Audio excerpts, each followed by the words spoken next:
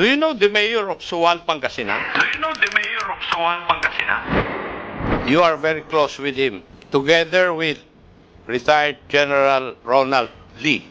Kasi nakikita-kita kayo eh. Di ba? That's correct, Your Honor. Yes. Kaya huwag ka na magsinungaling. Ako, I have pictures. Would you still deny that? Would you still deny that? May mga pictures po kayo eh. General Karamat, Yes, sir. would you know if the mayor of Sual, Pangasinan was really the boyfriend of Madam or Mayor, former Mayor Alice Go? The same, sir. I could give my answer based on evidence, sir. Would you still deny that? Based on evidence, and what you're trying to tell this representation and the committee is that you do not have any evidence. That's correct, Your Honor. Sa probinsya, General Karamat, maraming marites eh. Kung nakakarating po dito sa Maynila, ano pa kaya dun sa Kwan? Di po ba?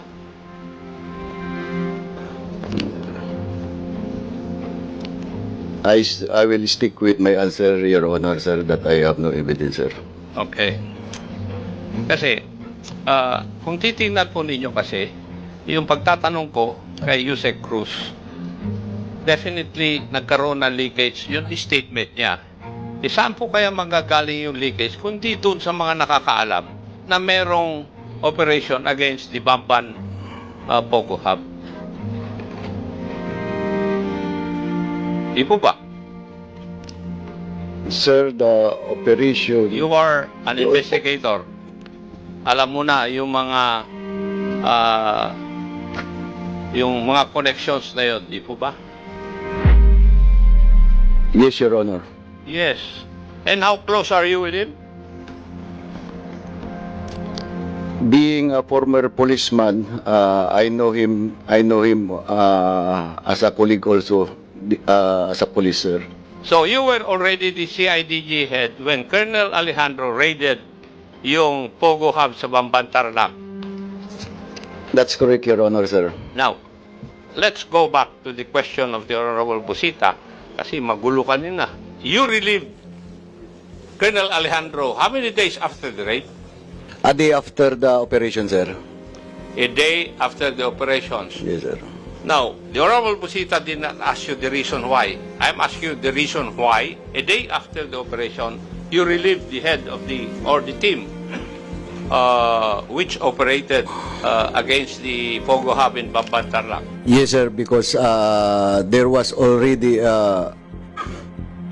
scheduled a revamp among all my commanders, sir. Actually, it was not Colonel Alejandro was that...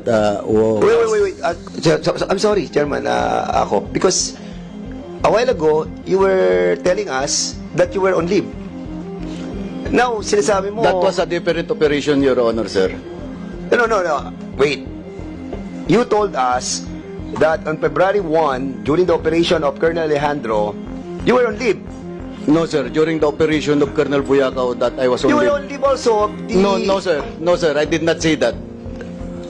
Anyway, Comsec, can you kindly backtrack the video? We wanted to find out. But again, reminder, General Karamat, please, reminder po, huwag po tayo magsisinungaling sa hearing na to.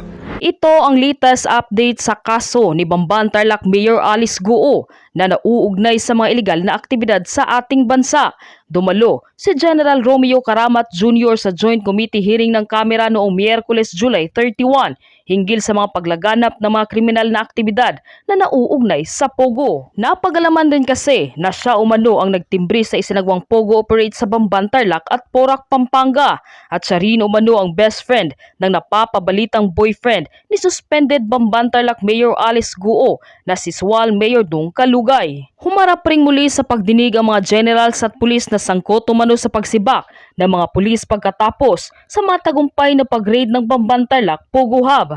Naging mainit ang sagutan ni na General Karamat at Congressman Romeo Ako. Tinanong din ni Congressman Dan Fernandez si General Karamat kung kilala ba niya ang may-ari ng West Cars na si JB Samson, kung saan nanggaling ang mga luxury cars ni Mayor Alice Guo. Sa una ay mariin niyang itinanggi na kilala niya si JB Samson, ngunit nung ipinakita ni Congressman Dan Fernandez ang kanilang litrato na magkasama, iginiit niya na minsan lang daw umano silang nagkita ni JB Samson at hindi daw niya ito kilala ng lubusan. Ayon naman sa Philippine Anti-Organized Crime Commission Gilbert Cruz, meron daw leak sa isinagawang Pogo raid, kaya lahat raw ng raid na ginawa sa Pogo ay timbrado at hindi nahuli ang mga dapat na mahuli.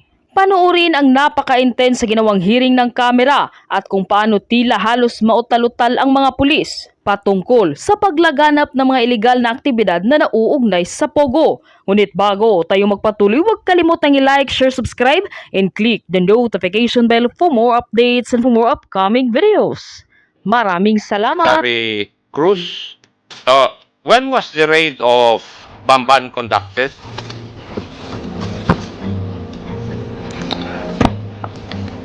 Your Honor, it's March 13, 2024, Your Honor. March 13. Yes, sir. Would it be true that the information that you had a meeting before March 13 in a certain camp in Region 3? What particular meeting, Your Honor? Did you have a meeting at Camp General Servilio Aquino of the Northern Luzon Command before the raid?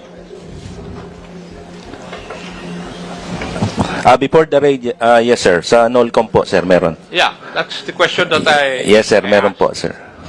Oh. And in that meeting, informations were received by your office na lumalabas na yung mga tao doon sa Pogo Hub sa Bamban. Would that be correct? Yes, sir. That's true, Your Honor. Yes, that's true. And because of that, inapuran nyo na yung pag-conduct nyo ng raid. Yes, sir. Yes. May I know, what were the expected, or what was the expected number of people that you would find in the Pogo Hub? During our pre-op, sir, we're expecting around 1,000 to 1,500 foreign nationals ang dadatnan po namin, sir. And how many were you able to arrest? Sa record po namin, sir, about mga nasa 300 na lang po, sir, yung mga dinat na namin mga foreign nationals. So, what was in your mind then?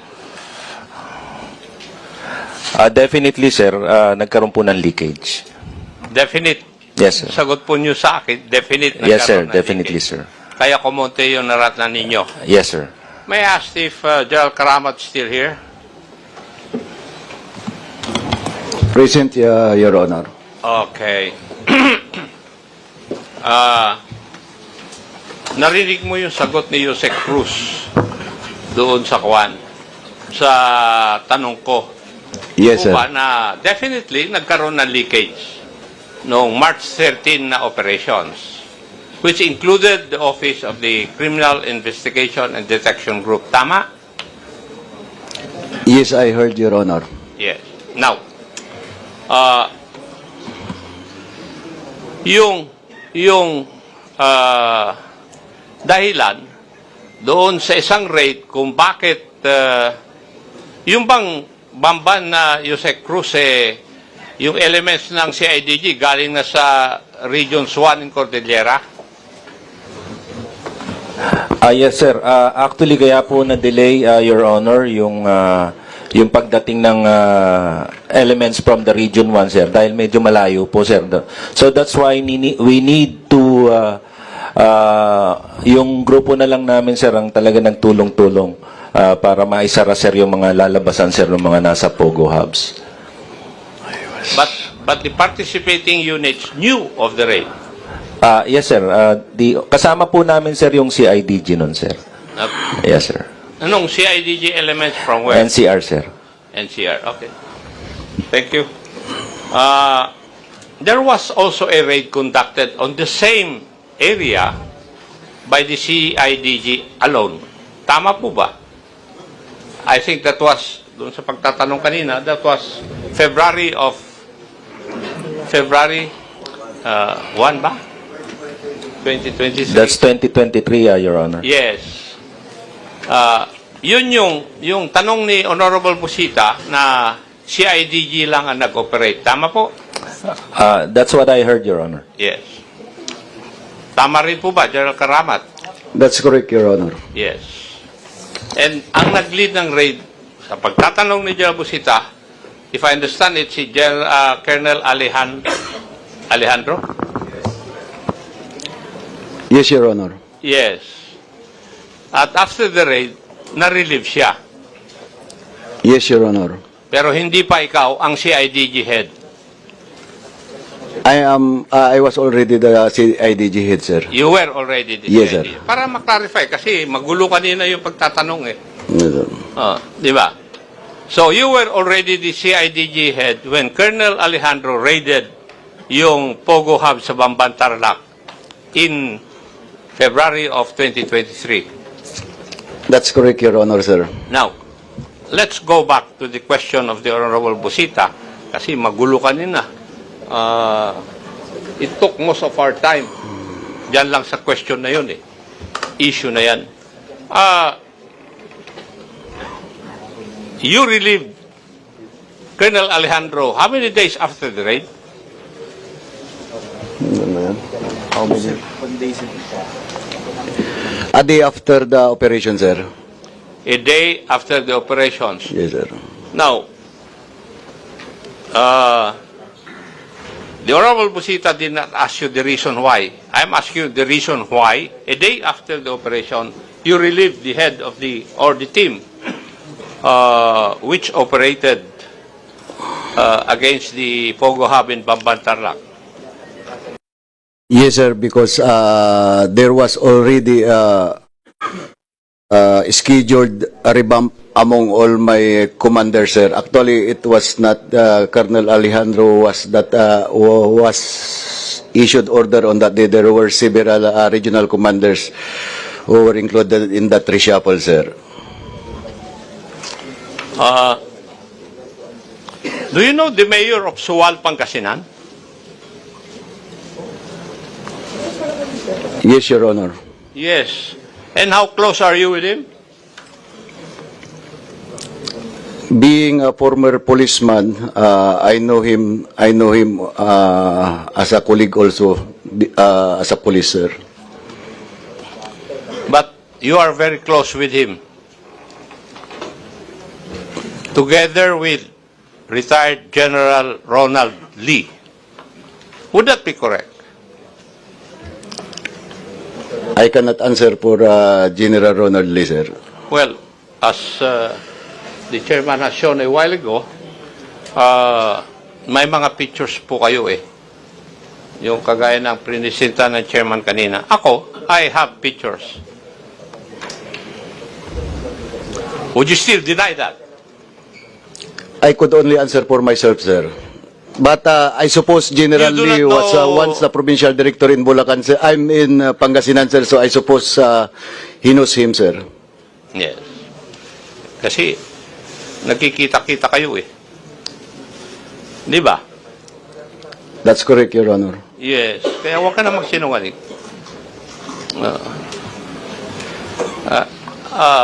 Marami nang naipadala sa akin na information eh, kaya kuwan. So, I'm asking this. So, the reason why Colonel Alejandro, after the raid in Bamban, was issued because meron ng plano na i-reshuffle ninyo. That's your official answer. Yes, Your Honor, sir. And you think this representation would believe that? Come again, Your Honor, sir. And you think this representation, paniniwalaan po yun, sinabi nyo? I believe so, sir, because I was the one who authorized that operation in Banban I give them clearance, sir. So, there is no reason na talagang i-relieve ko dahil dun sa operation nila dahil ako mismo ang nagbigay ng clearance sa operations na yun. Wait. I'm sorry, Chairman, ako. Because a while ago, you were telling us that you were on leave. Now, sinasabi mo... That was a different operation, Your Honor, sir. No. Wait. You told us that on February 1, during the operation of Colonel Alejandro, you were on leave. No, sir. During the operation of Colonel Buyakaw that I was on You were leave. on leave also of the... No, sir. No, sir. I did not say that. Anyway, Comsec, can you kindly backtrack the video? We wanted to find out. But for the meantime, you go ahead, Congressman Chairman Akop. Again, reminder, General Karamat, please, reminder po, huwag po tayo magsisinungaling sa hearing na to. Go ahead, Congressman Akop.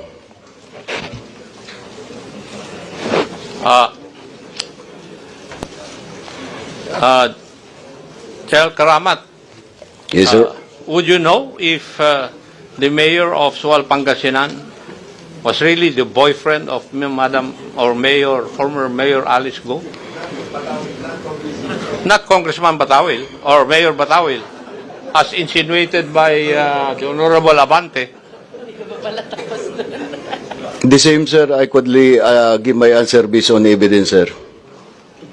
Based on evidence, and what you're trying to tell this representation and the committee is that you do not have any evidence. That's correct, Your Honor. Sa probinsya, General Karamat, maraming marites eh. Kung nakakarating po dito sa Maynila, ano pa kaya dun sa Kwan? Di po ba?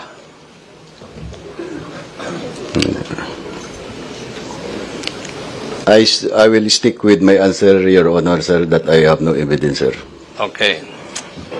Kasi, kung titingnan po ninyo kasi, yung pagtatanong ko kay Yusek Cruz, definitely nagkaroon ng leakage. Yun ang statement niya. Eh, saan po kaya manggagaling yung leakage? Kundi doon sa mga nakakaalam na merong operation against the Bamban Pogo Hub. Di po ba? Sir, the operation... You are an investigator. Alam mo na yung mga connections na yun, di po ba? Sir, I was not informed on that operation, sir. I was on leave abroad, sir. Zero knowledge talaga kami, sir. Even my command group, sir, were not informed of that operation, sir. Yeah. Yusek Cruz, why were the two search warrants you secured for such an operation?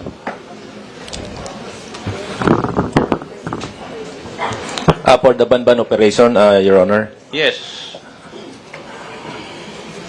Yes, Your Honor. There were two search warrants. Why? Malaki po kasi, sir, yung compound. So, we need to use two search warrants. There were 36 buildings in that 9-hectare or 10-hectare property, right? About 10 hectares, Your Honor. Now, have you asked PAGCOR kung lahat po ng building o yung operations doon ay may lisensya lahat? Ang Tanong kwento niyo po sa ba amin, yung sir, PAGCOR kung Yeah. may Yes, lisensya sir. lahat, yung 36 buildings na yun? We were told that only one building and that's the second, third, fourth, and fifth floor lang, sir, yung may license. We did two search warrants, Your Honor, kasi where the owner or maybe the operator during that time think that we will be raiding lang, sir, yung isang building. But what we did, sir, is we applied for the whole compound. So, kasi, sir, alam namin, yung pinakikitang building sa PAGCOR is the building that they want to be inspected because wala kang makikita talaga doon, sir. It's like they are pulling all the inspectors with that building. So, what we did, we applied for the whole compound, sir. So we can get yung mga scam farms nila, sir. Okay. Let's leave that. Let's go to the raid at the subdivision in Tuba Benguet. Secretary Hari. Yes, I heard Mr. you Chair. mention that it belonged to it belongs to a corporation with you having a share insofar as that corporation is concerned. An Tama po? interest po. Opo. Yes. When you say interest, may shares po kayo? Well, nominal share po ako ngayon, pero gaya ng aking sinabi, we're in the process of reorganization and reallocating assets as part of estate planning. At ito pong Baguio property, talaga pong bago pa mangyari itong raid nito, ay talagang pinili ko that I want it back. Yeah. May I know the name of the corporation? Na-submit ko na po sa Secretariat, PH2, hindi mahaba ang pangalan eh. Binigay ko na po sa Secretariat po yung contract of lease. And at, yes. Apo, at And the majority shareholder is Biancham Biancham Holdings. po. Biancham. Mr. Chair, may I ask that the SEC would give us the documents insofar as this corporation is concerned and Biancham Holdings? Okay, we... Mr. Chair. Yes, thank you so much. As a matter of fact, Congressman Acop, we have submitted, they have submitted, the SEC, a lot of documents pertaining to incorporators of the different companies. But this one is so different. Mr. Chair, I have committed to submit it before this honorable committee. Yeah. A while ago, we asked for that copy already. Yes, Your Honor. So we'll and be I've expecting committed, to Your Honor. submit it in the soonest possible time. Yes, Your Honor. We Thank will, you. Mr. Chair. Ikaw. Mr. Chairman, according to the Chairman Paduano, the documents should come from the SEC.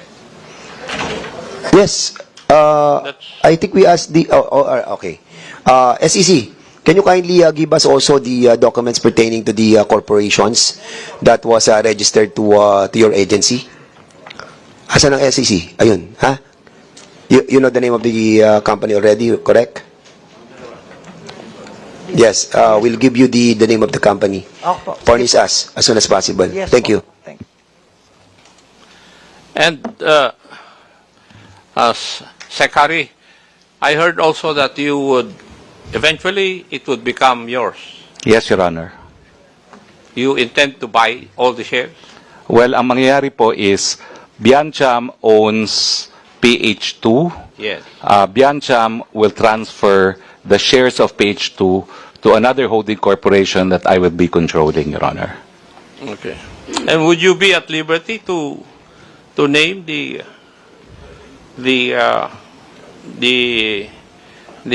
future owner? Yes, Your Honor. It is Lopez Roque Holding Corporation.